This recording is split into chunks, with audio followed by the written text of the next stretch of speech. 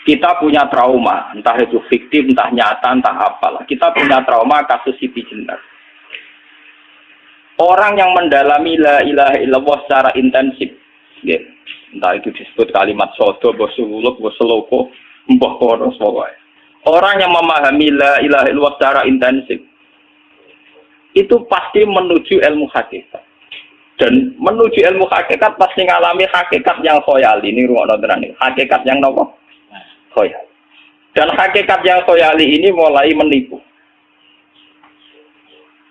Ya, kalau sudah begitu ruwet, misalnya ngeten ya. Ketika kulon moco nggih diskusi ini utai perdebatannya kali jago besi jenar. Saat itu ada Sunan Bonang juga. Kamu sujud pakai apa kali jaga? Ya pakai jasad. Dari Siti Jenar. Daging kamu itu hanya onggokan daging. Nanti itu jadi bangkai. Dan setelah jadi bangkai itu habis. Kamu nanti ditulis Tuhan tidak termasuk yang sujud. Kebuat yang gue sujud itu sebentar. Mikir kan juga. Rugi ke sujud bebadok be tangan. Jasa tem sebenarnya pun teh. Orang-orang sing cerita kowe nak sujud mergo jasa tuh mau sebenarnya dadi bang. Lah nak ngono sujud ning hakikat ora usah bathuk, ora usah tangan, ora usah sikil, yo rohom iku lho kon sujud mbek pangeran. Nak sujud mbek fisik ku rugi wong fisik sobanan. Mikir kali. Orang bolak-balik kali Joko mantan wali preman terus jadi debat pusing. Siti Jenar kau belajar tak tahu paling Irak. Yang jelas yang ulang gak satu orang menangis. Wah, uang ini menjadi perdebatan. Sehingga keyakinannya kayak Siti Jenar, la ilaha illallah itu ya wahdatul wujud itu innalillahi wa inna ilaihi. Selama ini kalau orang syariat misalnya, orang syariat itu kalau ada orang mati, misalnya Kak Ruhin mati, ini aku kan muni innalillahi wa inna ilaihi raji'un, saiki Ruhin wis mati. Mati itu balik ning penge. Itu cara wong hakikat kan salah besar. Orang mati itu tidak ada. Cara ilmu hakikat dan orang mati itu tidak ada. Roh ini tersiksa di alam fisik. Jadi ruh-ruh ini tersiksa di alam fisik. Karena ketemu ning jasate ruh. Tersiksa dulu. Akhirnya apa mangane kerja piring Jepang tersiksa roti. Adol roti memang tersiksa. Misalnya kiai pemangane dalam waktu pidato 2 jam bareng tersiksa. Roh kenapa? Tersiksa. Mergo roh ora buta mangan, ora buta ngombe, tapi gara-gara melok fisik. Paham ya? Lho itu tadi ilmu tawarai bener. Kula boten zaman betul loh, guru waras maksudnya. Artinya waras secara akademik karena ada referensi, ada marojek, ya. Waras secara hakikat. Kulo nu mau merasake sampean wis ilmu hakikat. Artinya saya juga ngalami ilmu hakikat. Lan ketika sing aran hikam, wong ora tau muka safar rasa jadi ulama. Terus entah sekian detik ulama itu harus pernah muka safar. Biar merasakan ilmu nopo aja. Tapi ilmu hakikat itu bisa dilogika kan, sebelum sampai secara musyahadah. Paling enggak bisa sampai secara logika. Manusia itu mulai Nabi Adam sampai sekarang itu kan punya roh, dan roh itu tidak makhluk. Dia roh itu tidak makhluk. Ketika roh itu diletakkan di jasad, dia itu tersiksa. Karena ketika dia ke jasad fisik, namanya mengalami keterpisahan dengan yang abadi. Dia ini jasad fisik tersiksa. Karena dia harus di alam yang kasat mata, alam mulki. Tersiksa. Ketika dia tersiksa, melok ruhin, akhirnya dia mangannya kangelan, akhirnya lesu, mangan. Padahal roh gak butuh mangan, perlu dicatat, roh gak butuh. Ya butuh gunung kidul barang, kan roh butuh ragu. Paham kan? Ya butuh cinta, butuh pegatan, butuh macam-macam. Paham? Tapi karena dia nempel jasad, yang butuh mangan, butuh rabi, butuh wedoan, macam-macam. Akhirnya roh tersiksa. Suatu saat kalau roh ini dalam bahasa manusia mati, ini dalam bahasa manusia mati. Ini hakikatnya roh itu tidak mati, dia kembali ke habitatnya. Ini disebut innalillah. Kita ini dari awal ya dengan Allah. Wa inna ilaihi juga kemudian nanti kita pasti kembali ke Allah. Dan itu diyakini betul oleh orang wahdatul wujud. Jadi kalau roh mati itu ya tidak ada mati. Roh sekarang itu kembali karena sudah lama mengalami keterpisahan, mergo melok fisik-fisik dari ono kerja dasinan. Ono nggo proposal lan ruwet to, roh melok. Paham itu? Kita di roh iku napa melok ruwet. Lah roh yo tersiksa aku ora butuh mangan, ora butuh proposal kok ngalor. Itu tersiksa. Makanya dalam cerita-cerita Jalaluddin Rumi yang otentik di kitab-kitab begitu. Ketika beliau mau meninggal, muridnya itu nangis. Dari Jalaluddin Rumi, kamu jangan nangis di saya ini mau pesta, saya ini mau pesta perkawinan. Kamu tidak merasakan penyesalan saya. Saya ini lama menyesal karena harus hidup bersama kamu. Terus saya ini tersiksa karena ngalami alam yang rusak, yang fana. Alam yang fana. Harusnya roh saya itu di alam abadi, bukan di sini. Maka jangan tangisi kematian saya. Kematian saya adalah kembalinya roh ke habitatnya.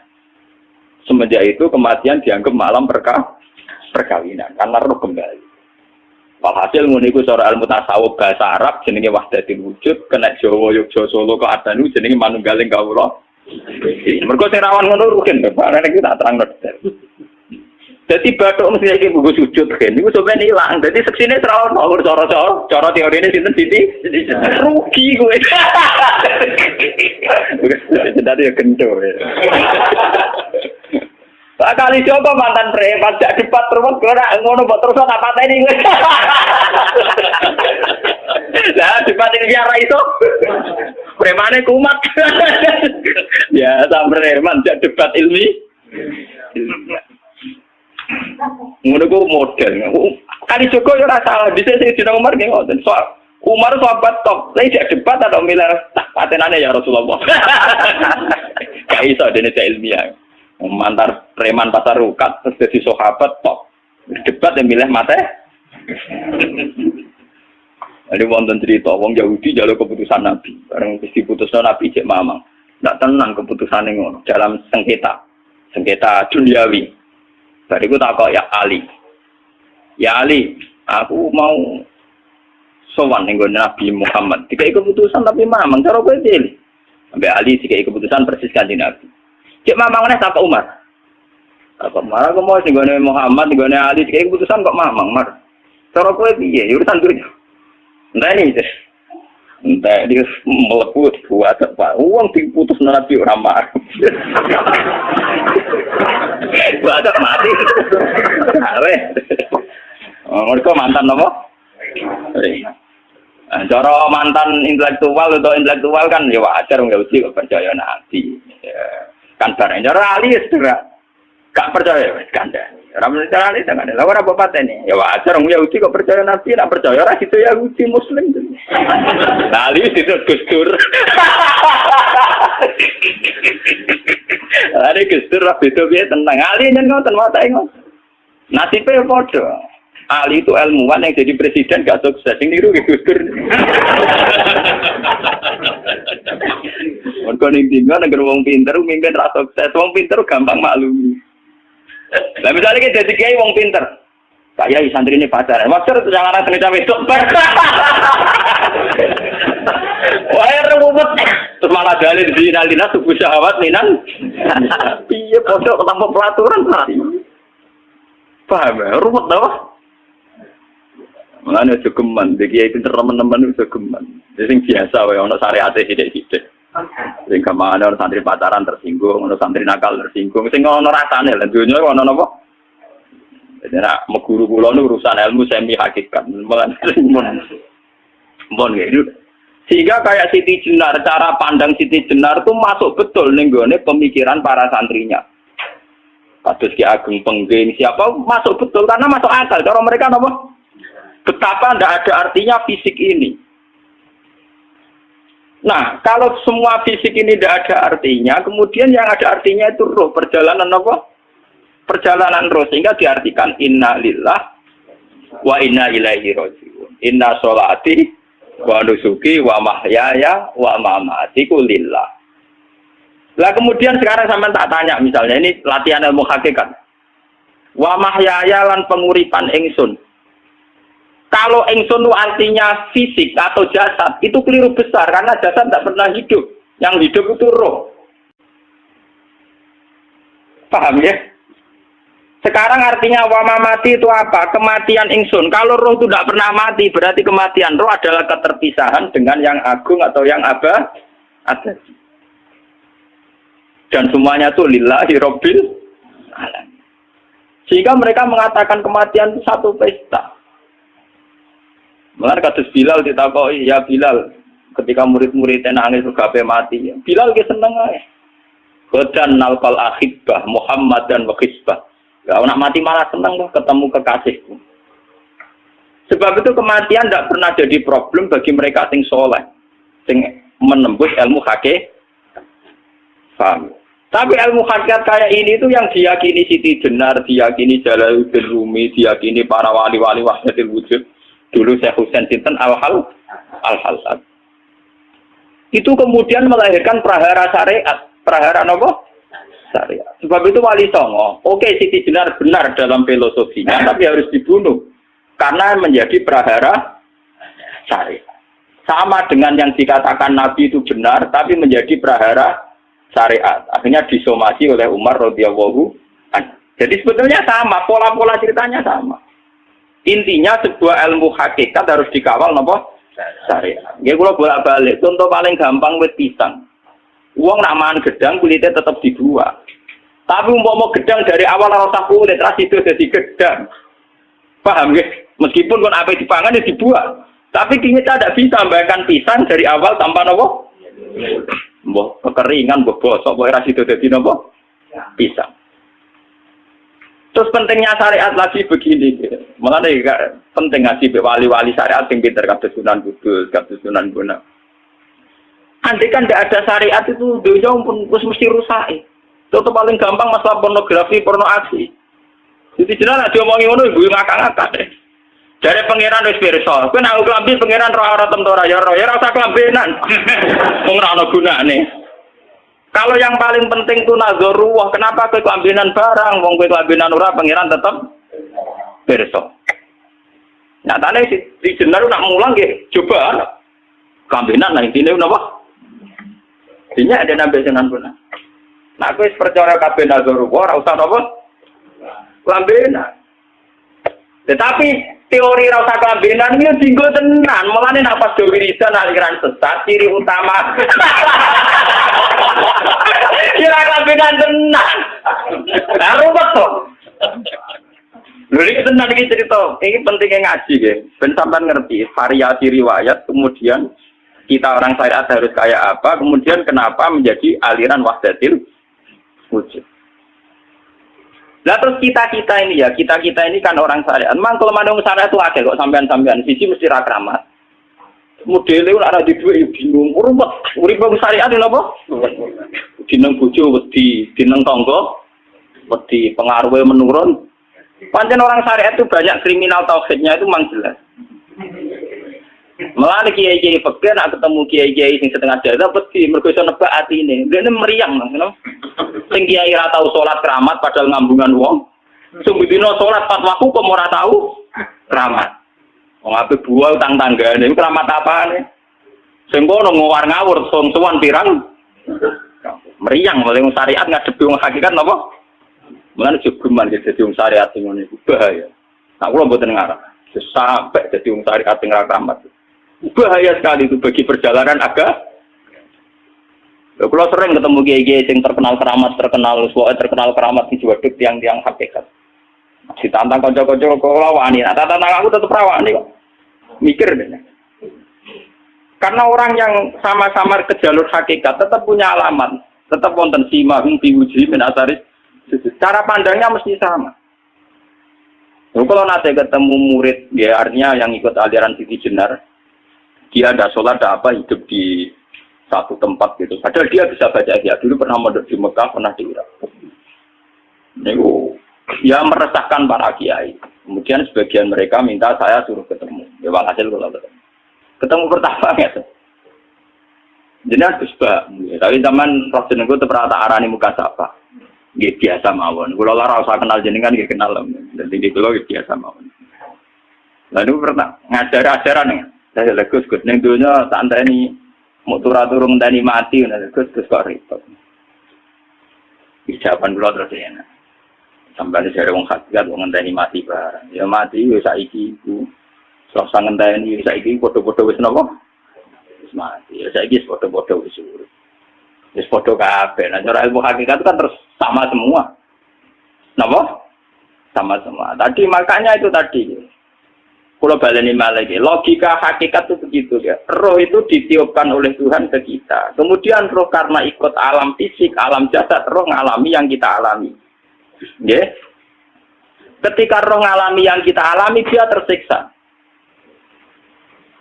Nah, ketika roh sudah terpisah dari jasad yang mengekang, yang memenjara ini, dia senang terus kembali ke Tuhan. Ini disebut inna lillahi wa inna ilaihi.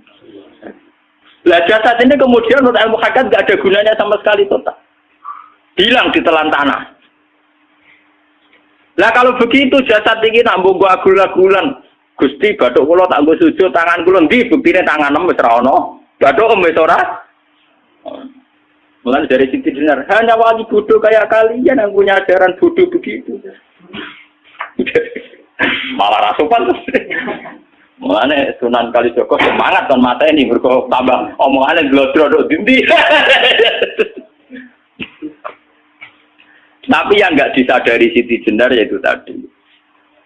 Inti dari ilmu hakikat itu kan tunduk sama kersane Tuhan. Kalau sudah tunduk pada kersane Tuhan, kalau kersane Tuhan roh kita harus di jasad. Dan wujud jasad kita ini juga karena kehendak Tuhan. Kenapa yang wujudnya jasad yang karena kehendak Tuhan engkau ingkari? Sementara wujudnya roh tidak kamu ingkari. Toh wujudnya jasad ya bi iradatillah wa bi masyiatillah. Wujudnya roh ya bi wujudi bi masyiatillah wa ira. Harusnya fungsi jasad juga harus kamu akui toh Siti Jenar. Wong sekarang kita punya jasad ya bukan karena kita, karena kehendak Allah. Kenapa kamu ingkari? Berarti kamu ingkari kehendak meneng Siti Jenar.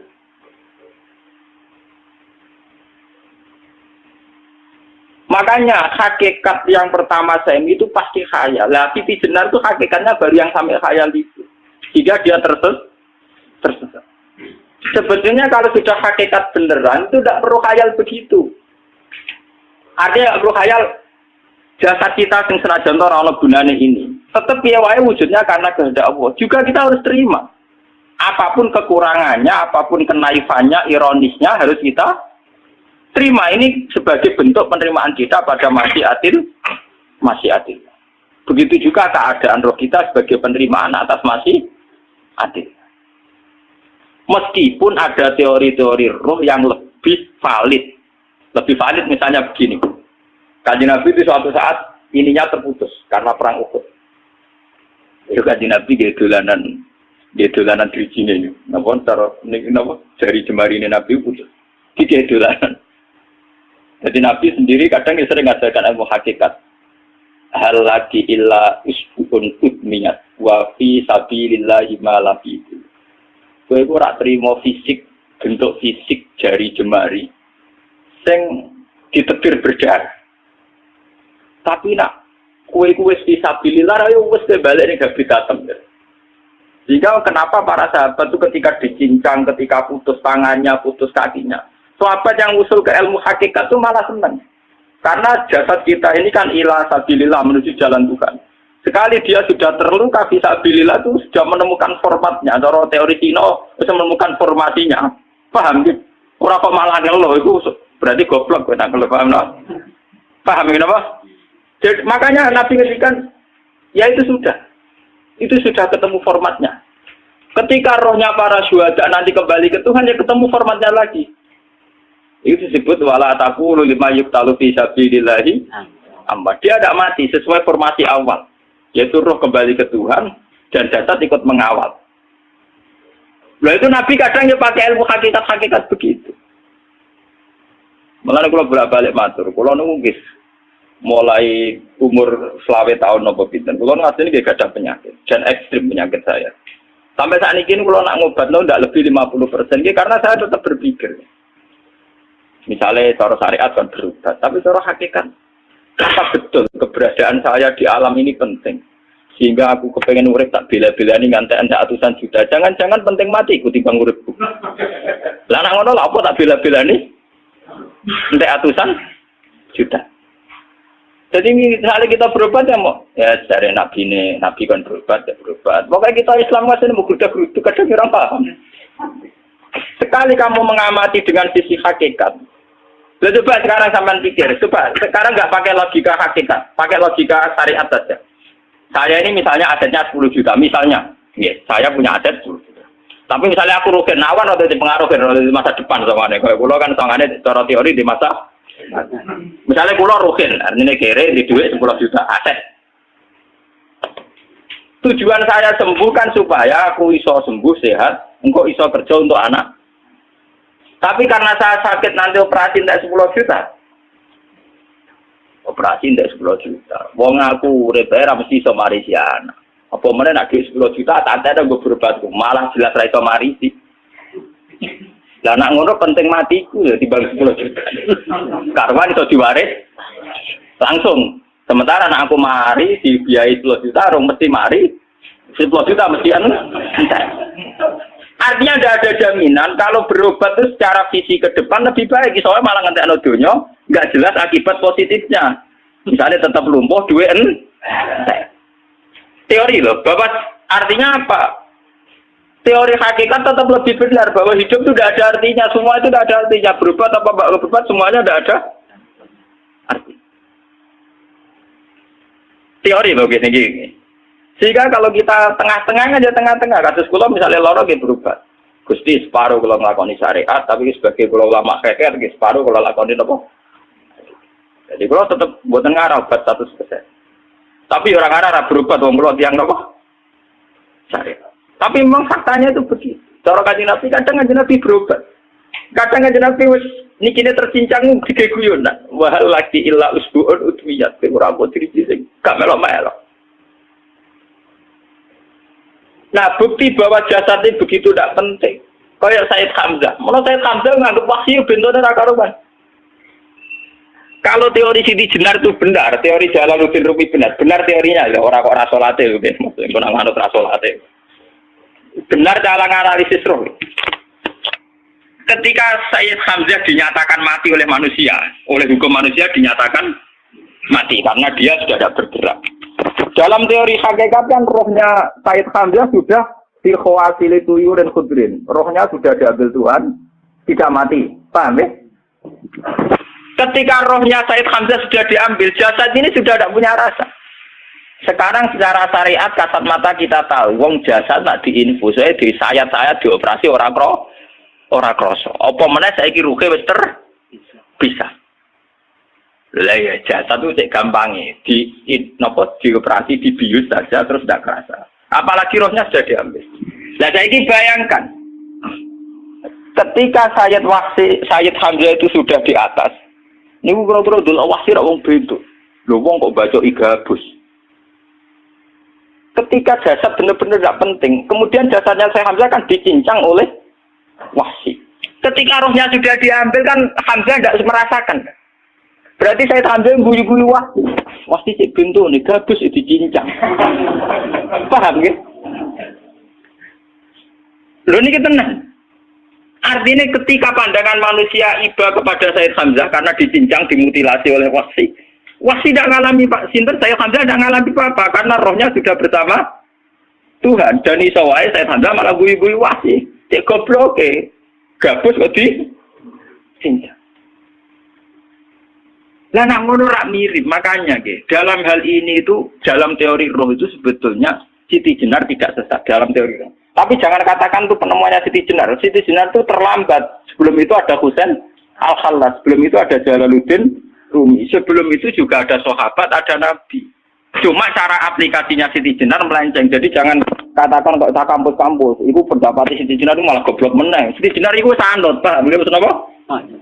Wes sanut. Nah, teori yang sama terjadi pada Yesus Kristus. Ketika Yesus misalnya secara lahir dicincang, dimutilasi, diapakan oleh orang Yahudi. Sebetulnya rohnya dia sudah bersama Tuhan, kembali ke Tuhan Bapa, nah cara Kristen. Nah cara Islam ya balik ning pangeran. Andaikan itu iya, itu ya tidak ada masalah karena hakikatnya dia tidak dicincang, tidak dibunuh. Andaikan iya lah, tentu menurut Islam yang dibunuh Yudas atau siapa itu yang masuk biala. Tapi sama sebetulnya teorinya sama, kalaupun iya tidak ada masalah. Oke, kalau misalnya Nabi Isa karena ada kontroversi menyangkut dia atau Yudas. Sekarang yang Zakaria dan ya Zakaria itu dicincang betul oleh orang Yahudi, matinya dimutilasi. Tapi dia tidak apa-apa.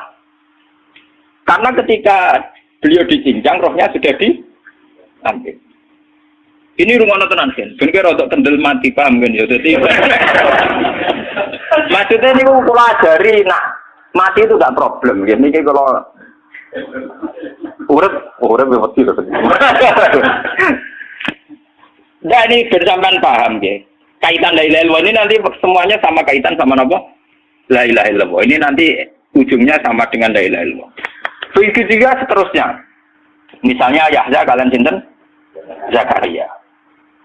Ketika Tuhan ditanya, jadi tenggene alam malakut pengiran ditakok, ya Allah, Yahya dan Zakaria itu kan hamba pilihan engkau. Ketika dicincang kok jenengan biarkan. Endi Yahya Zakaria dicincang? Aku iku ora goblok dari pengiran. Sedurunge dekne dicincang jasate ruhe tak jupuk. Dadi dekne ora krasa blas. Begitu juga yang tafsir-tafsir sampean lihat wa Maryama.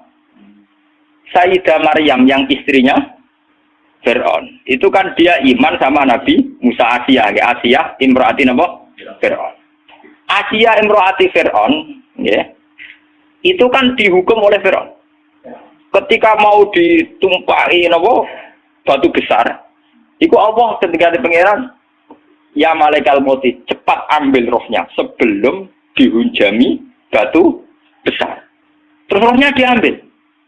Sebab itu dalam hukum Tuhan, Tuhan itu tidak merasa bahwa Tuhan membiarkan Asia, membiarkan Hamzah, membiarkan Yahya, membiarkan Zakaria. Dalam hukum Tuhan, semua orang ini roh-roh terhormat.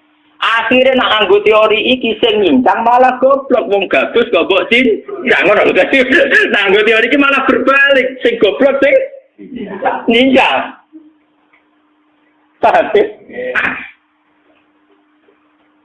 yo jeneng kok sesuai sampean kiaskan saja. Wong dibius wae disayat-sayat gak kroso. Kaya apa nak ruhe bener-bener wis tercabut terpisah. Rasane nang ndi?